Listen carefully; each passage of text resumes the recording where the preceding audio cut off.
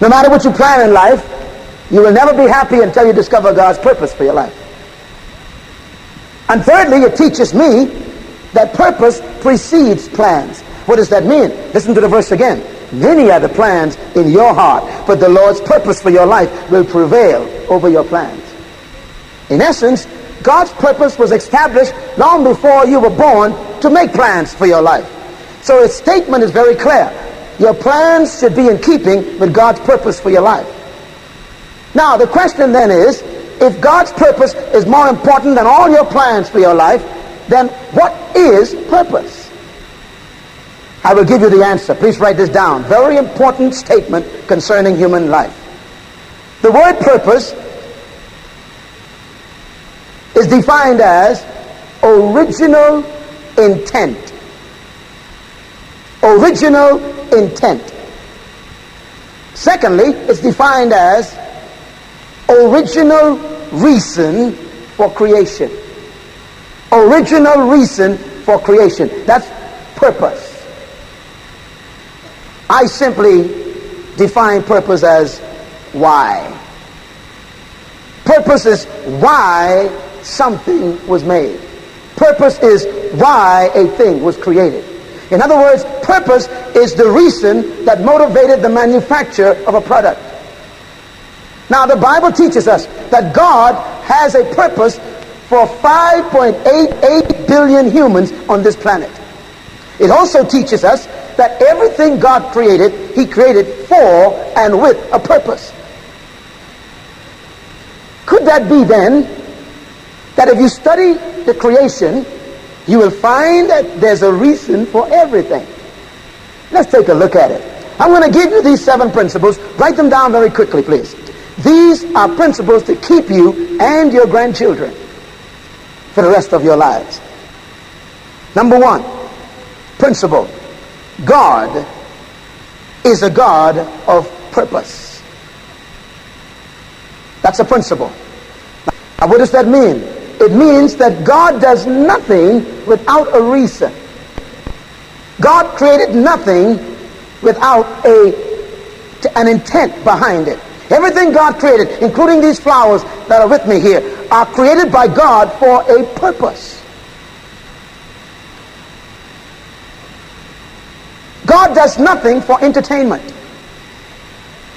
Nothing God created was just for beauty, even though what He created is beautiful. When you woke up this morning, you may have walked out and looked at the sun. The sun is beautiful. The sunrise is so awesome.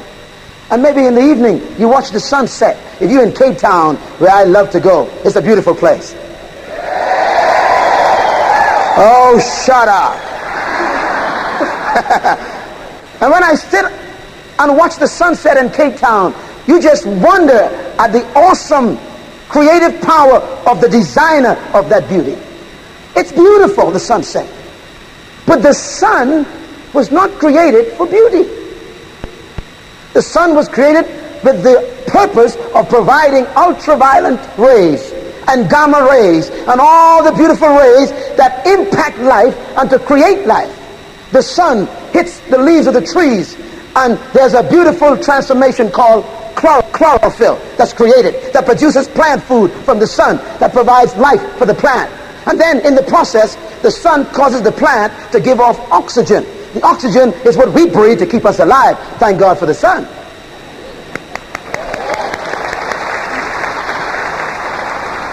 Now, the sun is beautiful, but the sun was created to keep life on the earth. The flowers here are beautiful, but they are not red and yellow and pink just for beauty. God allowed and created the flower to produce different pigmentation because He created insects who will recognize certain colors in order for them to be attracted to get the nectar to eat. So the colors are not to decorate your house. It's really designed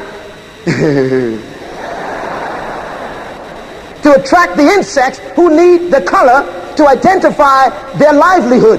And they go there to eat. Now, while they go there to eat, while they are sucking out the nectar, Their legs have little hairs on them with wax produced by glands, and the glands pick up the pollen from the plant and the flower while it's eating its nectar and goes to another flower, and the pollen cross-pollinates and creates a beautiful seed flower that produces a bud that creates a new plant that multiplies the beauty of the seeds. In other words, the color of the plant multiplies the plant as it attracts the insects who cross-pollinate the plant to produce the blossoms, to produce more fruit that has seed that multiplies more trees. Thank God for the colors of the flower.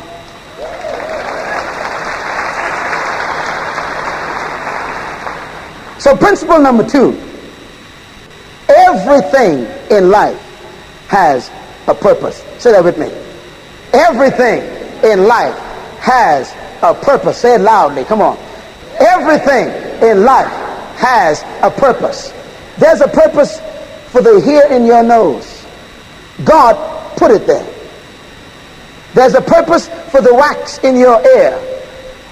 Thank God for wax. When God created your body, He designed it in such a way that your body would develop certain things that seem to be insignificant. If there was no hair in your nose, you'd be dead long time ago. Because when you breathe in, the bacteria and the germs are also breathing with the oxygen that you take from the air. But the hairs trap the bacteria and the pure oxygen goes into your lungs. Thank God for the hairs in your nose. In your ear canal, there are little glands that produce a sticky substance called earwax. Now that wax is important and built into you by the Creator who designed your body, because your hearing canal also receives air from the surrounding environment. And as the air goes into your canal of hearing, it also takes in bacteria and germs, and the wax traps the bacteria and takes it from the air while the air goes into your ear for you to hear. If you didn't have wax, you would have been deaf long time ago. Clap your hands and thank God for wax.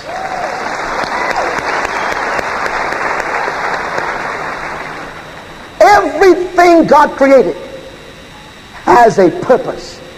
And that is why you shouldn't clean all the wax out of your ear. And don't clip all the hair out of your nose. And ladies, there's a reason why God put the hair under your arms. Well, I'm going to leave that right there. I'm not going to touch that any further. Everybody say everything. Everything has a purpose. There's a purpose why God put the legs on the bee. And every leg of the bee have little hairs that God put on the leg. And the hair on the leg of the bee also has some glands that produce sticky wax. So minute, seemingly insignificant.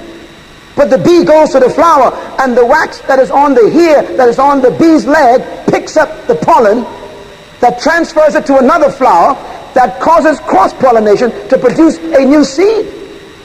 You see, if God has a purpose for the hair on the bee's leg, and designed the hair in your nose for a reason, and designed the wax in your ear for a purpose, do you think He has a reason for your life? Is a man more important than a roach? Yes. And yet God has a purpose for the roach. I was talking to a woman in Colorado, the United States, some time ago, and she built a house up in the mountains in Colorado, beautiful wooden house. And she said she saw a lot of roaches in the house during the summer. So she called the fumigation company to get rid of all the roaches. And they came in and they sprayed the whole house and killed all the roaches. And after about 6 months, the house began to fall apart. The roof began to fall in, and the bedroom boards began to collapse, and she began to hear the floor creak. And as she checked to find out what was the problem, she found out that there were thousands of termites eating away at the wood. So she called the fumigation department, and she says, look, you didn't do a good job. And they said, we did. We killed all the roaches. She said, I need you to come back because the termites have taken over my house. And so the guy who came to do the house for her, he said, lady, I got a secret to tell you. Termites don't go anywhere. They live in the forest. And roaches don't go anywhere. they live in the forest. What you need to do is leave the roaches in the house.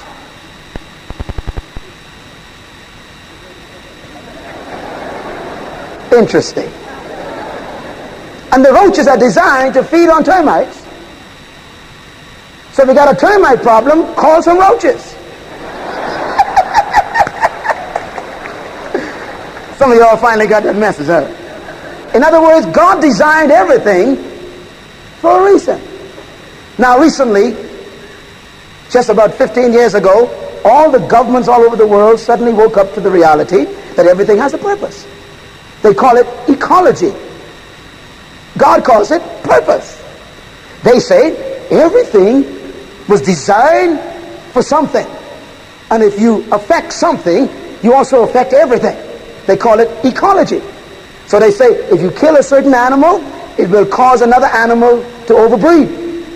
And if you kill another animal, it'll also cause another animal to overbreed. So there'll be an imbalance in nature. Therefore, let's protect everything. If you allow all the forests to be destroyed, then there'll be less cycle of ecology. Therefore, there'll be death of certain animals. And if certain animals die, there'll be certain other animals that will be affected. And therefore, the ecology will be upset and we will have a problem. So today, they will fine you for shooting certain animals. They put you in jail for killing certain animals. And they will actually fine you for destroying certain parts of the forest. Why? Because even the governments of the world are agreeing that everything has a purpose. Now, if God has a purpose for a roach and a purpose for a termite, you know he got a purpose for a good-looking thing like you. Tell your neighbor, I always knew that. You are not a mistake.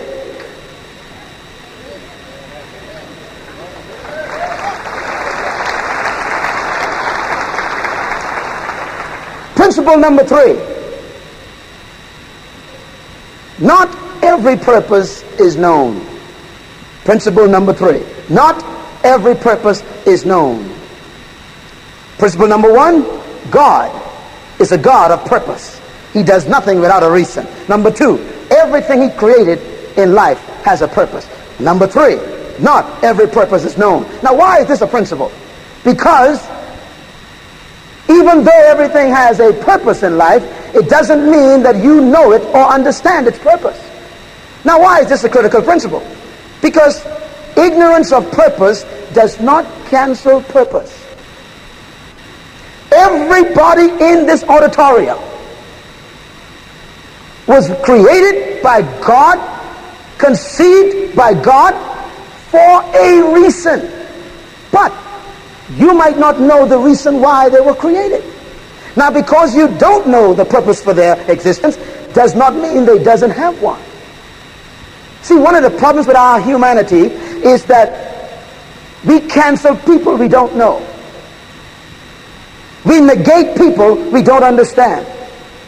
Matter of fact, we ignore people we don't have interest in. I was flying over the forest of the Amazon, going down to Brazil the other day. I looked out of the window and I saw a part of the Amazon forest. It's the most beautiful sight. Nothing but lush green vegetation. And as we were coming in for landing, I was totally shocked by a revelation in my mind. Because I heard a voice say to me, simple, it says, there are trees dying in that forest that no one knows about. And the tree has kept you alive. Now, you think about that, it doesn't make much sense at first. Trees die every day in the forest in South Africa. And you and I have never seen them. As a matter of fact, there are trees that are born, grow, bear fruit, and die in this country, and no one never touched the fruit. No one never saw the tree. It died in the back of the forest where no one has ever been. And yet that tree has kept you alive. How? Because that tree also contributed to the oxygen content in this country that you have breathed to keep you alive. In other words, even though you may never know a person, there's something they were born to contribute to keep you alive. Because you don't know the purpose for a person's life doesn't mean they don't have one. Particularly in your country here, it is very important for you in this company, in this organization, to capture the spirit of the heart of this company. And the spirit of this company is everybody has an equal opportunity. Now, the history of your country for the past few years have not been a very exciting one, because there are people whose purposes have been ignored, whose purposes have been totally canceled. And I said to a group of leaders yesterday, as I addressed them yesterday morning, I was speaking to ambassadors of many countries, and we were dealing with a business meeting yesterday. There were about 700 business people and ambassadors from different countries present. I was addressing them on reconciliation for this country. And I shared with them something that I want the Eagle team to remember. And that is this: South Africa is a poor country. In spite of all that you may have thought you accomplished in 40 years, you are a poor country. Why? Because the magnitude of the potential of the people that were suppressed have never been tapped. Now, look what you've done without their potential. Imagine what this country would have looked like if everybody was given the opportunity to maximize their potential and develop their capacity and become all they were born to be. What a country!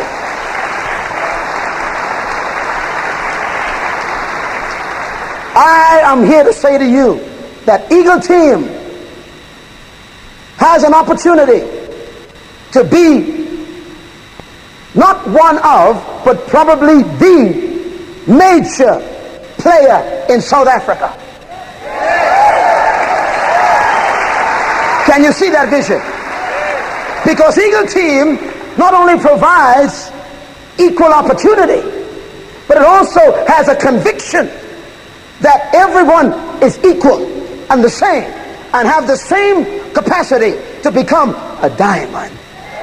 That's spirit of power. So everybody has a purpose, but it doesn't mean you know their purpose. That means you got to be very careful when you ignore people, because they might have been created and born to give you something you've been looking for. Think about it. Some of the people that you ignored were sent to you to make you better. But you prejudged them. Sounds familiar? It's called prejudice. You don't cancel people. As a matter of fact, I have come to appreciate every human I meet. When I'm flying on an airplane, I'm very conscious of the people around me. When I'm driving on a bus or on a train somewhere, I'm just conscious of who's around me. Why? I don't allow anyone to come into my life without an interaction. Because everyone that comes into your life, into your path, was sent there by destiny to contribute something. It may just be a word of encouragement, or a word of correction, or a word of rebuke, or a word of reproof, or a word of inspiration. You got to be open to that. And they might not look the way you like them to look. Tell your neighbor, I'm glad you're sitting next to me. Come on, tell her.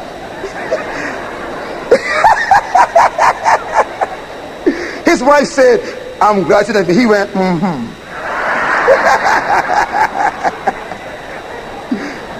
You see, the problem with you is, sir,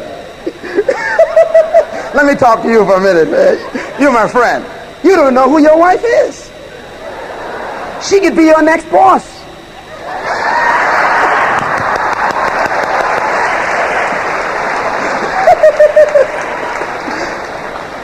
You don't know who's around you, do you? And they have a purpose. Suppose Michelangelo had died with all those paintings in his mind, just thinking about it. Suppose Mozart and Tchaikovsky had died with all the music in their minds, just thinking about it. What a tragedy to the world.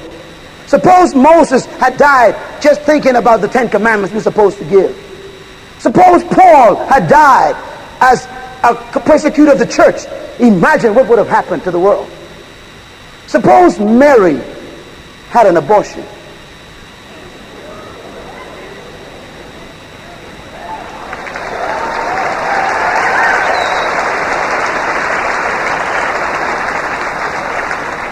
You never know who's in your house. Abraham Lincoln ran for the Congress 38 times and lost. On the 39th time, he won. Now you know you ain't supposed to quit in Eagle Team.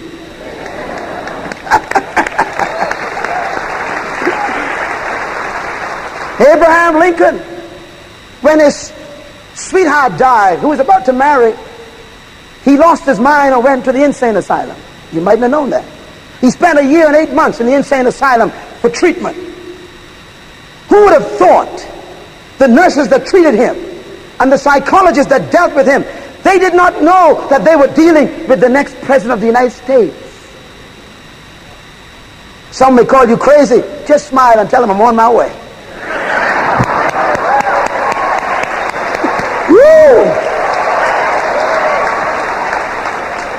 It doesn't matter what's happened to you in the past.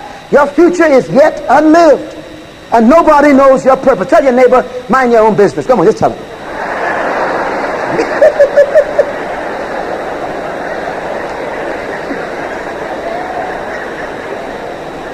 Everybody say it. Everything has a purpose. And not every purpose is known. So be careful. That's right. Be conscious and careful with people. They may have the wrong color, they may have the wrong height, they may have the wrong color nose, or they have a bald head like you. But you don't know who they are. And don't laugh at his bald head. Yours going to be bald too. You see? Everything has a purpose. But not every purpose is known. Just suppose, think about it. You are Judge Moses before the time. Here was a man who was a murderer. Moses was a murderer. He killed a man. And he ran from Pharaoh's justice and became a fugitive for 40 years. He was a killer. Now, if you saw a man like that who was a fugitive, what would be your conclusion? Don't trust him. If Moses came to your church or to your synagogue and he sat on the same bench with you, you'd hold on to your purse, wouldn't you? Say, that guy there, yeah, he's a killer. Some of you would have gathered your children. Come, kids, come. There's the murderer. Come, let's go sit over here. Why? You judge him by his past. But do you know that when God, who created Moses for a purpose, he knew the intent for Moses' birth. He designed Moses for the purpose for which he gave him birth. God looked at the murderer, and God saw in the murderer Genesis, Exodus, Leviticus, Numbers, and Deuteronomy. He saw the first 5 books of the Bible in a murderer. Oh, come on, clap your hands. There's hope for you too. God looked at this murderer and he saw a deliverer of people in oppression. He saw in this murderer a man who had the 10 commandments that were going to be revealed to the whole world to give order and justice to governments. In a murderer. If God could see the book of Genesis in a murderer, I wonder what he sees in you who haven't murdered anybody yet. Lift your right hand for me, everybody. Come on, high. Everyone say, there's hope for me. I'm not a murderer. And if Moses could do it, wait till you see what I'm going to do. Go ahead and give yourself a hand. God is faithful. He's faithful. But there was a guy who was worse than Moses. He was a serial killer. He killed so many people, we don't know how many he killed. He was a killer. And the Bible tells us about this man who killed hundreds of people. He was responsible for their death. He initiated the riots. And yet God looked at a serial killer, knocked him off his horse, high horse. Some of you come here today and you say, oh boy, I'm so glad I'm in the Eagle Team business. And you came here this morning, you went, I didn't know that they used to sing these kind of songs. I want business, I don't want no church. I want money, I don't want no worship. I want to be rich, I don't want no God. Be careful, you're on a high horse.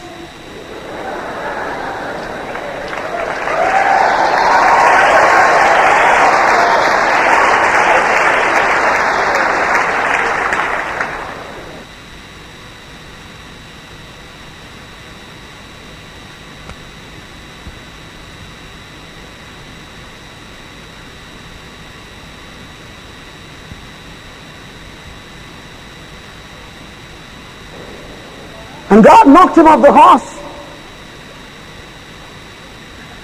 I hear the words of Jesus. Such beautiful words. What does it profit a man to gain a diamond and lose his soul?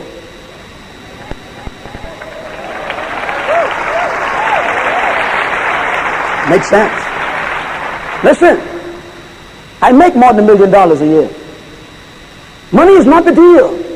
Money is a depressing God to worship. It'll kill you. Matter of fact, that's why I'm teaching this morning. I don't want you to actually work for money. Work for something bigger than money. Work for your purpose. Yes. Discover that you were born to make an impact on this generation, not just to make a living.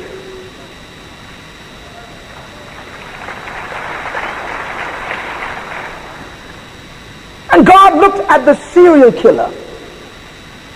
And guess what God saw in the serial killer?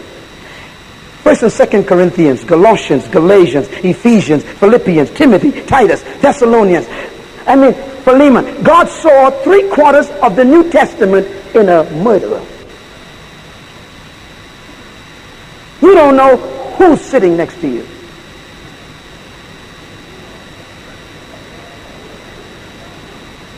Now I'll tell your neighbor again, be careful how you treat me. Now give them a big hand clap. Come on. Thank God for your neighbor. Yeah. Thank God for your neighbor. Now say it with me. Nobody knows me. Say it loud. Nobody knows me. One more time. Nobody knows me. And that's the truth. Only the manufacturer knows the product.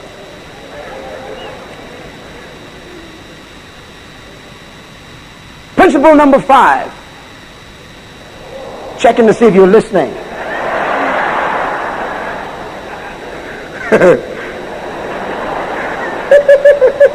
You guys are really awake this morning, huh? Are you enjoying this? Come on, let's give Jesus Christ a big hand for the word, huh? Woo!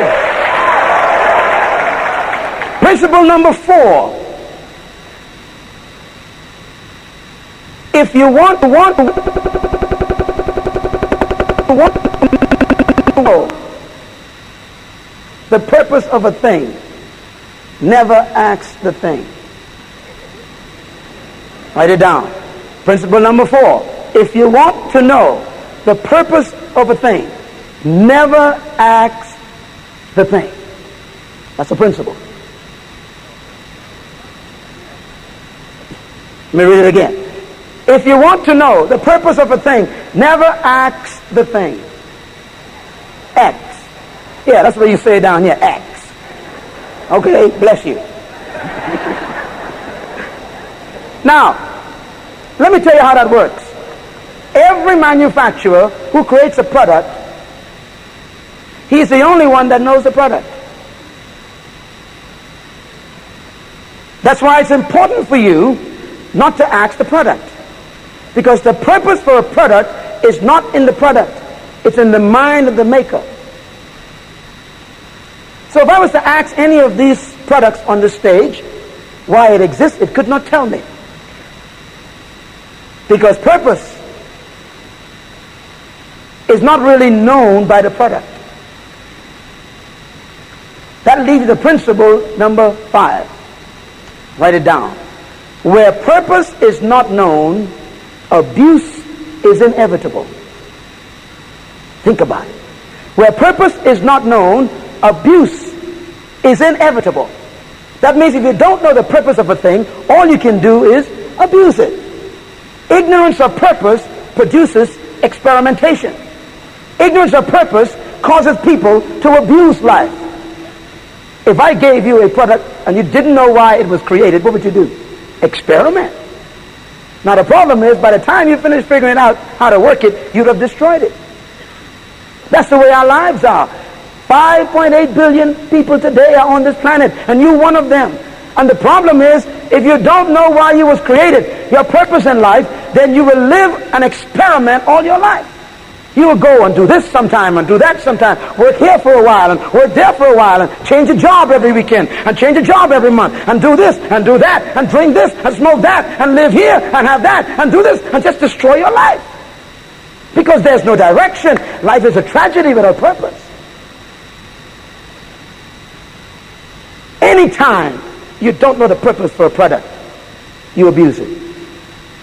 How many of you in this room have access to or you own a VCR machine? That's a video machine. Can I see your hand?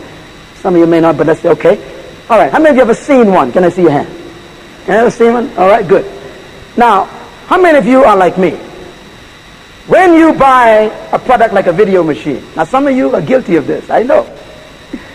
You buy the video machine, and when you open the box, you will notice that the first thing you see is not the machine. As a matter of fact, the first thing you see is a book. Isn't that interesting? And they put the book on top so you can't get to the machine.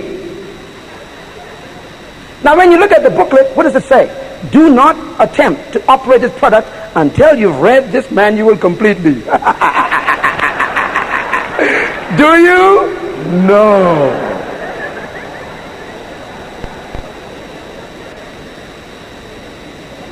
Now, what is a manual? Write the word manual down. Very important word. What is a manual? The word manual comes from the root word manu. M-A-N-U.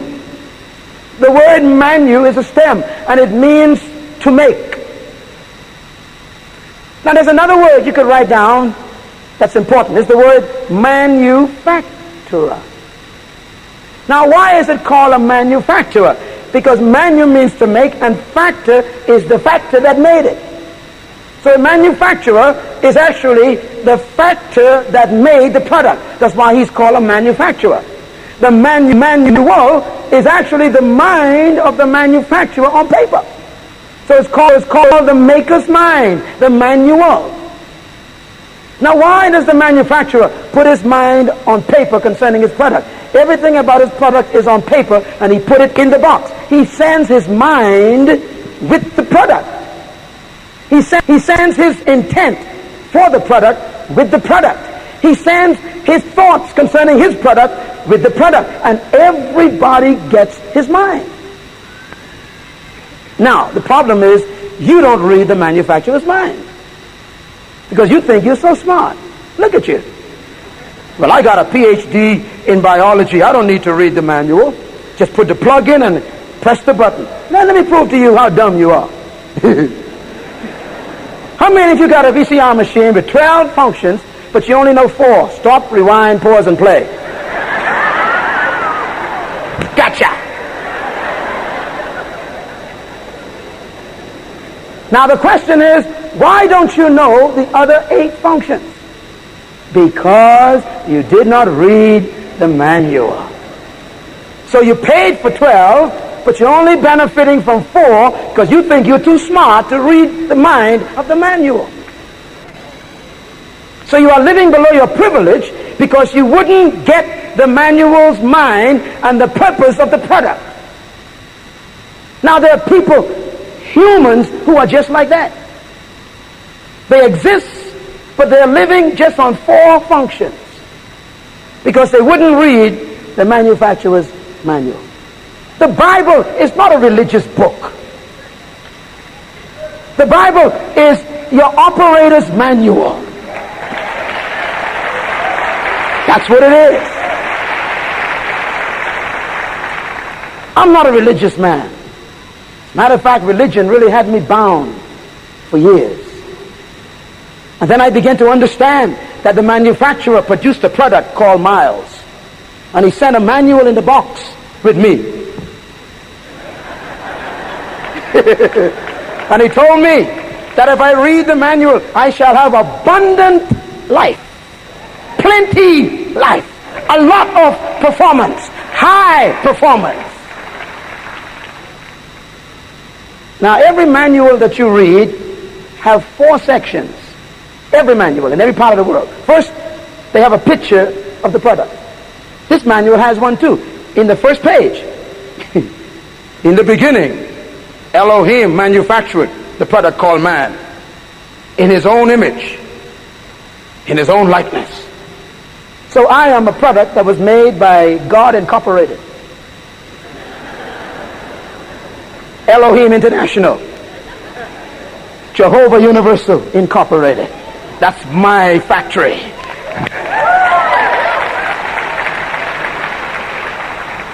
So they have a picture and a description of the manual of the product.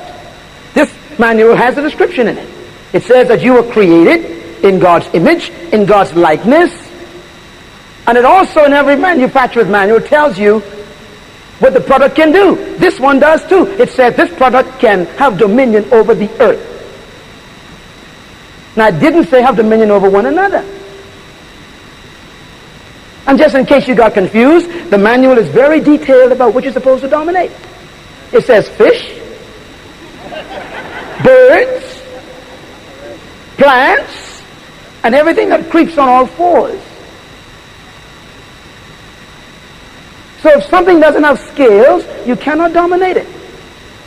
If it doesn't have feathers, you cannot dominate it. If it doesn't have roots to grow into the ground, you cannot dominate it. If it doesn't walk on all 4s, you cannot dominate it. That is why any dominion of another human is a violation of the manual. Clap your hands, it's the truth.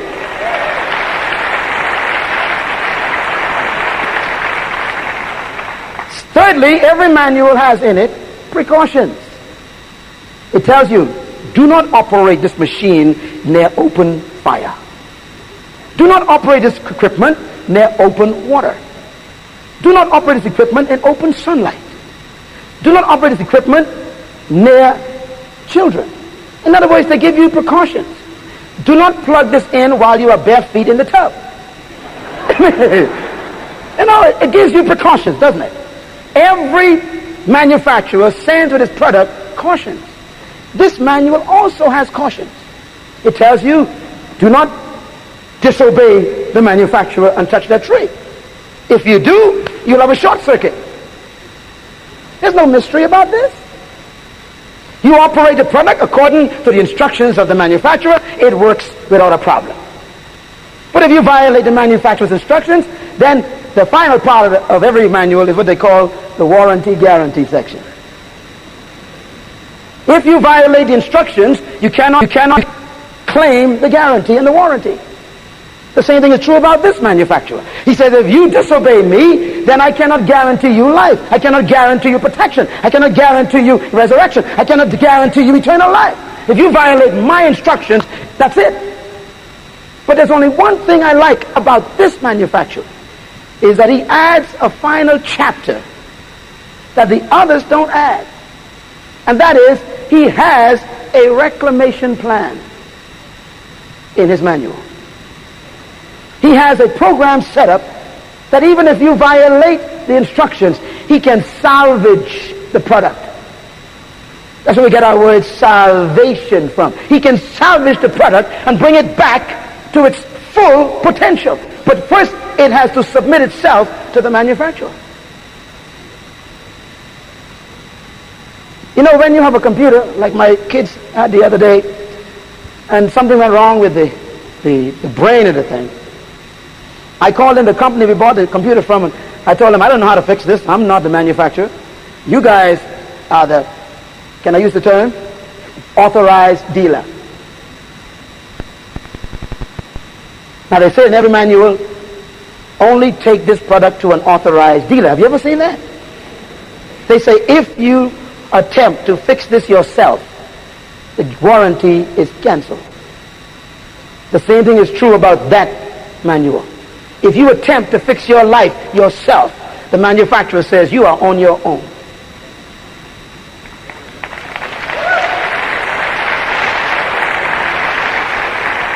That is why humanism is so dangerous.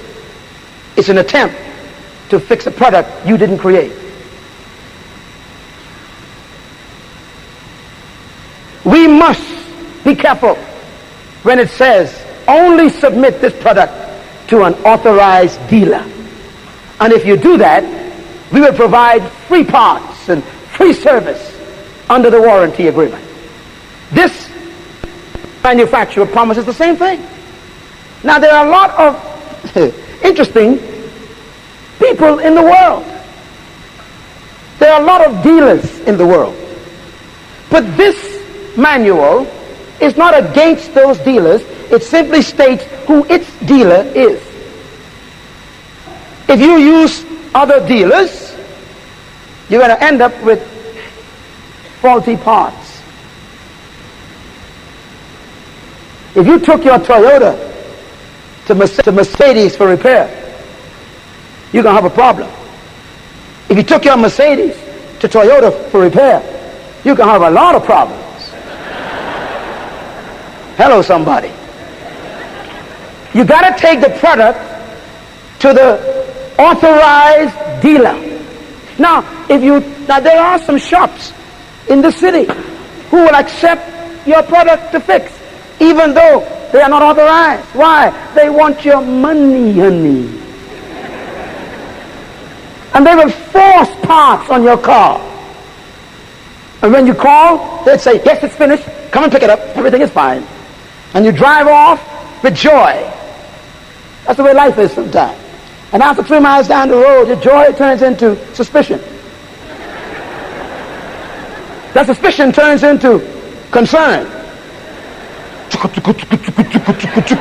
And concern turns into anger.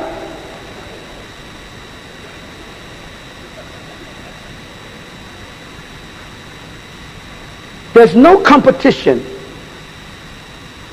between Mercedes and Toyota. They are different products. There's no competition between Jesus and Buddha. There's no competition. If you want to go to Buddha, try him.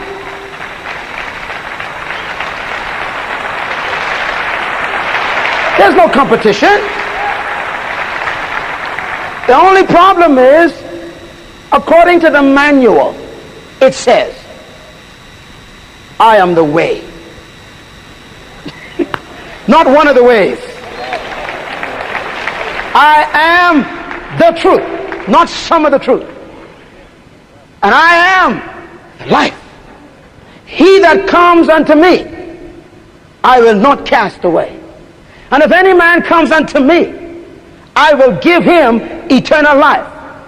He continues, if any man attempts to come up any other way, he is a thief and a robber. For